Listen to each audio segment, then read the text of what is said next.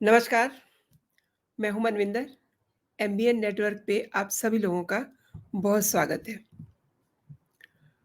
वक़्त में कहते हैं ना कि बहुत ताकत होती है, क्योंकि वक़्त इंसान को कभी फर्श पे रख देता है, तो कभी अर्श पे पहुँचा देता है। आपको याद है, कांग्रेस को उखाड़ने वाले अरविंद केजरीवाल से राहुल गांधी ने कैसा बदला लिया था? मतलब था इसलिए कह रही हूँ कि ये पहले की बात है। वैसा ही एक और बदला राहुल गांधी ने ले लिया है।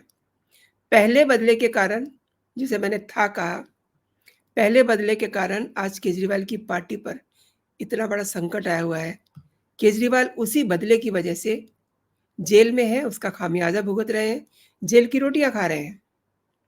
केवल केजरीवाल ही नहीं, संजय सिंह, मनीष सिसोदिया, सभी इसी खामियाजे को भुगत रहे हैं। तो इस समय कौन सी चाल चल दी है राहुल गांधी ने, ये जानना आपका बहुत जरूरी है, क्योंकि वो भी एक बहुत बड़ी मुसीबत बनकर आम आदमी पार्टी पे टूट चुकी है। दोस्तों, आगे बढ़ने से पहले मेरा आपसे वही आग्रह है, वही निवेदन, चैनल को सब्सक्राइब कर लीजिए। कंटेंट अगर पसंद आए तो लाइक ज़रूर कीजिए और कमेंट भी कीजिए। सभी राष्ट्रवादी नेशनलिस्ट चैनल के प्रति अपना स्नेह बनाए रखिए। और देखिए, राजनीति बड़ी गंदी हो चुकी है। इनफैक्ट मैं तो कहती हूँ कि उसको गंदे करने वाले जो लोग हैं, उनकी संख्या जो है निरंतर बढ़ती जा रही है। स्वार्थ के लिए, स्वार्थ के लिए भी नहीं, मैं कहूँगी कि नरेंद्र मोदी को हराने के लिए केजरीवाल ने उससे दोस्ती की जिसने उसे जेल भिजवाया। यानी कि दिल्ली में बीजेपी को हराने के लिए केजरीवाल ने कांग्रेस से गठबंधन कर लिया ताकि वो मोदी को हरा सके। उससे पहले ही जेल पहुंच गए। मोदी को कैसे हराते? एक और घटना का जिक्र करना चाहूंगी। इंडी की जिन दिनों बैठकें हो रही थी सीटों के बंटवारे को लेकर के, उन दिनों एक खास मीटिंग थी दिल्ली में ही, दिल्ली की ही सीटों को लेकर के। उस समय राहुल गांधी ने एक ऐसा कमेंट कर दिया था जो केजरीवाल के कानों तक पहुंच गया था। दिल्ली की 7 सीटों के बंटवारे को लेकर बात हो रही थी, लेकिन राहुल गांधी ने कहा कि जब तक लोकसभा के चुनाव होंगे तब तक ईडी केजरीवाल को गिरफ्तार करके ले जाएगी, क्योंकि उन दिनों ईडी ने घेरा डाला हुआ था केजरीवाल के चारों तरफ, सम्मान मिल रहे थे, और एक दिन ईडी केजरीवाल को गिरफ्तार करके ले गई, केवल और केवल राहुल गांधी की वजह से। क्यों, ये भी आपको बताना चाहूंगी। मैं आपको याद दिलाती हूँ, उपराज्यपाल ने कांग्रेस के उस समय के प्रदेश अध्यक्ष अनिल चौधरी की शिकायत पर दिल्ली में शराब नीति में हुए घोटाले की जांच की मांग पर जांच करवाई थी। जब उन्होंने कहा कि ये घोटाला हुआ है तो एलजी ने उसकी जांच करवाई। नतीजा आपके सामने है। अब एक और फैसला एलजी ने ले लिया है। फैसला नहीं कहिए कि एक बहुत बड़ा एक्शन एलजी ने लिया है, और वो भी कांग्रेस के ही कहने पे लिया है। दिल्ली सरकार, उसके विधायक, सांसद, सभी यहाँ तक भ्रष्टाचार में डूबे हुए हैं। और अब दिल्ली के विधायकों ने पिछले 10 सालों में मिले टोटल फंड को कैसे इस्तेमाल किया है, किन किन कार्यों में किया है, कितना कितना किया है, कोई भ्रष्टाचार तो नहीं हुआ। इन सब चीज़ों की, इन सब बातों की, इन सब वजहों की जांच होने जा रही है। इस जांच में सामने आएगा कि विधायकों को उनकी विधानसभा में विकास कार्यों के लिए हर साल जो 7 से 10 करोड़ रुपए मिलते हैं, वो ये देखा जाएगा कि कहाँ कैसे खर्च किए गए। उनका पूरा रिपोर्ट कार्ड एलजी ने मांग लिया है। बाकायदा इसके लिए एक निर्देश जारी किया है, और उस निर्देश में ये भी कह दिया है कि अगले 5 दिन में उनकी रिपोर्ट टेबल पे आ जानी चाहिए।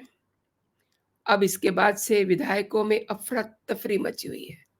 ये एक्शन भी अगेन कांग्रेस के पूर्व पार्षद और एआईसीसी सचिव अभिषेक दत्त की मांग पर एलजी ने लिया है। एलजी ने एमएलए लैंड फंड, जिसे विधायक निधि कहते हैं, पर दिल्ली सरकार से पूरी रिपोर्ट तलब कर ली है और एलजी ने अतिरिक्त मुख्य सचिव से विधायक निधि पर एक विस्तृत रिपोर्ट देने के लिए आदेश कर दिए हैं। एलजी ने विशेष सचिव की ओर से लिखे पत्र में कांग्रेसी नेता अभिषेक दत्त के पत्र का हवाला देते हुए कहा है कि दत्त की ओर से MLA local area development fund को लेकर के चिंता जाहिर की गई है। अब जाहिर सी बात है, विधायकों से एक एक रुपए का हिसाब मांगा जा रहा है। एलजी ने इतना टाइट लेटर लिखा है और ये कह दिया है कि मेरे टेबल पे 5 दिन के अंदर अंदर सारी रिपोर्ट आ जानी चाहिए। और उन्होंने ये भी कहा है कि रिपोर्ट में पूरी जानकारी होनी चाहिए कि किन किन जगहों पर, किन किन योजनाओं में कितना कितना पैसा खर्च किया गया है, उन योजनाओं का उद्देश्य, यानी कि अगर कोई योजना में पैसा लगा है तो उसका पर्पस क्या है और उस ज़रूरत का मापदंड क्या है, उसमें क्या-क्या आपको दिशा निर्देश दिए गए, ये सब चाहिए। यानी कि टोटल रिपोर्ट, ये अगर 10 रुपए मिले हैं तो आपने कहाँ खर्च किए, क्यों खर्च किए, उसकी वजह क्या है, किस तरीके से खर्च किए, लाइक दिस। और जिन परियोजनाओं में फंड को लगाया गया है वो कौन-कौन सी हैं और उन पर अभी तक क्या-क्या प्रोग्रेस हुई है। इसके साथ-साथ विधायक निधि से होने वाले खर्च की निगरानी का क्या मैकेनिज़्म निर्धारित किया गया, ये भी बताया जाए। मतलब बड़ा टफ काम है, it's not a easy job. अभी तक हुए इस काम पर आपकी रिपोर्ट क्या है? इन सभी मुद्दों पर अगले 5 दिन के भीतर रिपोर्ट देनी है। अब ये समझ लीजिए कि साँप सूंघा पड़ा है सभी विधायकों को।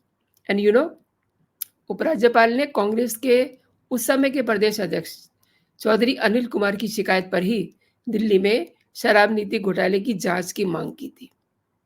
और देखिए आज की तारीख में ये घोटाला कितना भारी पड़ गया है। मतलब कि मुख्यमंत्री, दिल्ली के मुख्यमंत्री अरविंद केजरीवाल तिहाड़ जेल में बेचारे बंद हैं। 21 मार्च को उन्हें अरेस्ट किया गया था। जमानत के लिए मारे-मारे फिर रहे हैं। कोई मुझे लगता नहीं है कि कोर्ट उन्होंने छोड़ा हो और अभी तक उनको जमानत नहीं मिली है। और जबकि मनीष सिसोदिया अभी हाल ही में 17 महीने जेल रह कर के आए हैं। जबकि कई मंत्रियों, विधायकों पर अभी शराब घोटाले के आरोप लगे हुए हैं। ऐसे में एक बार फिर कांग्रेस ऑब्वियसली बहुत खुश हो रही है, राहुल गांधी बहुत खुश हो रहे हैं कि इस मामले में भी आम आदमी पार्टी के दर्जनों विधायक जो है वो उनका गला दब जाएगा।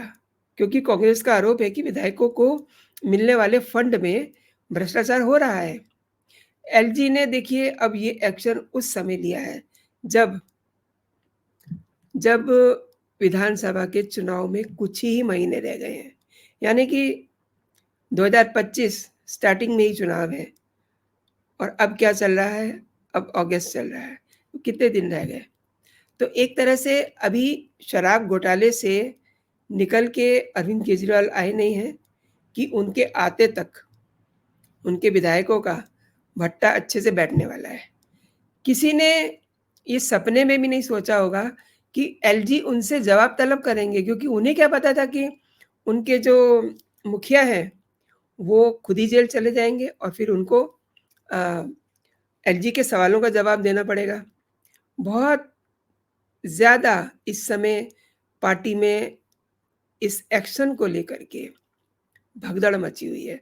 मतलब अफरा-तफरी का माहौल है, जिसे कहते हैं ना हड़कंप, इट्स लाइक दैट। हड़कंप मचा हुआ है कि कैसे रिपोर्ट बनाएँ, क्या करें, क्या बताएँ। लेकिन सच बात तो ये है कि वो सब पैसा जो है वो डकार चुके हैं।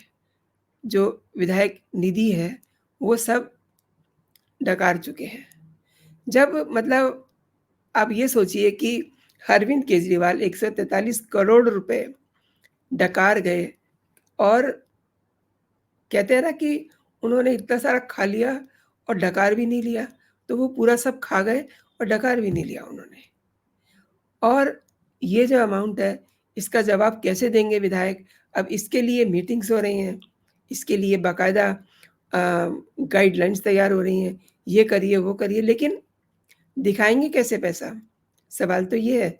और देखिए, ये शराब घोटाला आखिरी घोटाला नहीं है अरविंद केजरीवाल का, और ये उनका पहला घोटाला भी नहीं है। इससे पहले भी वो घोटाले करे हुए हैं। ये घोटाला तभी का ही तो है। इसके अलावा अब देखिए, होने को कुछ भी हो सकता है, लेकिन मैं ये नहीं बता सकती कि कल को क्या होगा। जिस तरीके से एलजी चल रहे हैं, जिस तरीके से एलजी एक्शन मोड में है, जिस तरीके से उन्होंने विदेशों से गैर कानूनी ढंग से फंडिंग मंगाई है अरविंद केजरीवाल ने, और उनके खिलाफ एलजी सिफारिश कर चुके हैं एनआईए की जांच की। तो अब आप ये समझिए कि 1% अगर ईडी वाले मामले में जमानत मिल चुकी है, नो इश्यू। सीबीआई वाले मामले में भी जमानत का प्रोसेस है, जो है वो बहुत तेज़ी से चल रहा है।